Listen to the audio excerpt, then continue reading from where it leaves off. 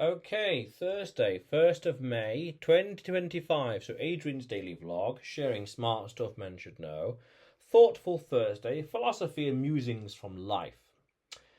The fallacy of the third culture kid. Now, this is a bit of an interesting concept that I came across a couple of years ago. 2+ or so years ago. And on prima facie, on first view, it felt like a bit of an interesting paradox. It felt like a lot of bit of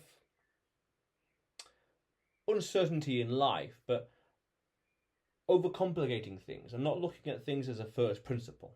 But okay, let's define our terms. Third culture kid are those people who are born, let's say, to English parents. So there's three cultures inherently intertwined. English parents, born to English parents, but born in, say, France, but grew up in Spain. Some trichotomy like that, some combination of three different distinct cultures or three different distinct cultural backgrounds. So then the confusion comes in as to which country, which culture to associate with over here, over there, English, French, or Spanish. Now, I always thought that's a bit ridiculous. Now, I understand life and people's decisions, but you're voluntarily associating yourself with a certain culture, a certain mindset, a certain template, really. Template. And I did a video about this a year or something ago about, is culture a cult? Because you're essentially you're essentially signing yourself up to think this kind of way. I am X, therefore I'm going to think the way X people do, and anything else outside of that I'm not going to consider. By definition, because they're confused as to which one. Going back to the example, am I English? Am I French? Am I Spanish? I say you're looking at it too broadly and be more first principled. You're human. You're international. You're a man or a woman even. You are a person. You're an individual. And by doing so, I like to think and be I think it's eclectic. That's the philosophical school. Taking a little bit of here, a little bit of there. International. A little bit of this over here, a little bit of that over there. What I like about English culture. What you like about French culture, what you like about Spanish culture, what you like about Italian, Moroccan, Mongolian, Argentine, you name it. You pick a country or a continent and a culture. Why not take the good things from this one and that one and this one? The ideas, attitudes, values, priorities, cuisine, you name it. You haven't got to bend entirely to this one particular culture, but take the things you like and ignore the things you don't like. To be your own person. To be an individual, to be international. Some would even go as far to say to be cosmopolitan, but that's a whole other conversation. But the fallacy I see behind is that you're just conforming to a certain set of beliefs, and that's it. I am this. I am Spanish. I am French. I am English, which is fine because it's identity. It's associating with something, a tribe, and humans are social animals. We need these tribes. But then I think, in this world we live in, with the tools, opportunities, and beyond, the chances to do and have and learn amazing things, be international. I'm sure I did a video about this, about being international, being a world citizen in some fashion. Take what you like and don't like. I had an interesting conversation with someone, I can't remember when this was, 2 years ago, I guess. I showed the person these lyrics to the song, and the song itself, and they heard it. And they said, the words almost verbatim, that, oh, in my culture, this is a strange song. And I thought, that's an interesting cognitive dissonance, almost a contradiction. Because you're outsourcing your opinion of something, in this case the song, to your culture. And if this song doesn't adhere to your culture, then by definition you don't like it. By default, you don't like it. Even though you internally, in your heart, mind or soul, to be poetic, this individual, may have actually liked the song, but because he was deferring to his culture, his background, he was just saying, no, I don't like it. Which felt a bit weird, because what do you like it? Never mind what the culture might think. Do you like it? Again, heart, mind, soul. Yes, no, maybe. That situation's a whole other conversation. But that was interesting. This person wasn't looking inwards what they like. They were looking at this as a cross-reference to their culture and then deciding what to say, deciding what to think. And that's not very individualistic. You could even go as far as to say that's not much of a free will. You could say in one way, you could kind of make that argument, but that's a whole other conversation. But still, the point still stands. He deferred to the culture as opposed to forming his own opinion. So by that logic then, you could extrapolate outward and say, well, what am I doing because it's the culture, it's social learning theory. I'm pretty sure I did a video about that, which is essentially monkey see, monkey do for generations. Why do you do X like this? Oh, because grandparents and our great-grandparents and the culture always have done it like this, even though that way could be better or smarter or cheaper or more efficient or cleaner or whatever else. We just do it this way because it's always been like that. Odd. Because then when you follow that logic, you start to realise that, again, like deferring to the culture, you're not thinking for yourself. It certainly opens the door and the risk to that. And then, because of that, you're confused as to which one to associate with. Which culture, the English, the French, or the Spanish. And then the answer I say, pragmatically and internationally, is you are your own person. Do what you do best.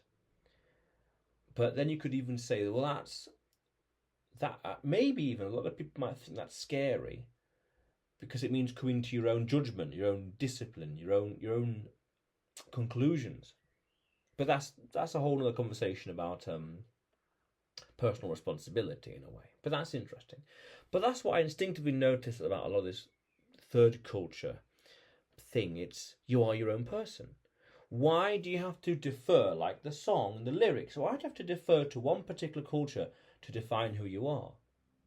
Now, it's fine to say, oh, I'm more this than that, I'm European, this and that's fine. As an identity, what in psychology, what's called a schema, essentially taking a long, complex thing and condensing into a single word. You could say, oh, I'm European, but this. I'm European, but that. I'm English, but this. I'm English, but this. I'm Scottish, but not like this. Or think, oh, I'm Irish, but with a little bit of Scottish in there. Things like that. So people can understand who you are, put you in a category, as in a stereotype. That's a little clever. That's smart. That's a little bit marketing and branding and how to present yourself. Because people would have these stereotypes built in, but if you say I'm X but Y and a Y but Z, whatever else, they can understand you. It's a heuristic, it's a mental shortcut. That's being practical and understanding human psychology. But I think as an identity, heart, mind, soul, again to be poetic, we're individuals, we're people. And I did a video kind of related to this topic a year and a half ago again. Embrace meritocracy.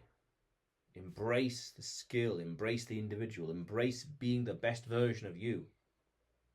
And that, I think that's quite powerful. Meaning, take your skills and master them. Realize your full potential. And I have a hunch, a slight suspicion that if you defer too much, so, oh, in my culture I don't do that, like the songs and the lyrics, you risk limiting yourself. That. In the same way, I remember coming across someone a couple of years ago now, 2.5 years ago, another situation, and this person, I keep it very broad. This person liked that, but something was holding them back. Let's keep it very broad. And I thought, again, in their heart, they want that, but the social learning theory, the culture is holding them back. Now, what's even more interesting, when you follow the logic and go even deeper, you could say, well, that person wants that. Well, if they get it, let's say their life is here. If they get it, it risks a few things could happen. Either they're content and happy because they now have tried it, but they, not interested anymore, or they take it and it destroys their life. Now, that's interesting, very possible. I'm keeping very broad now to identity. It could destroy their life, and that's a shame. But you see then, the Peter principle kicks in straight away, meaning we float to our highest level of competency. If someone has the ability to be the mayor of somewhere, town or city, wherever, that's their level. That's where they truly belong in a way. That's the highest level they can achieve. So then I say, well, that's the person who they truly are. What was propping them up was the culture, the high standards, the societal expectations from becoming who they truly are. And in that situation, it's unfortunate because, because before and after having they tried that thing, they became worse. But however, you could even say, well, I tried it and it became even stronger, became even wiser. Maybe they doubled down on their beliefs, their culture, or they became a more wiser, more worldly, that's an interesting word for different reasons, more worldly individual.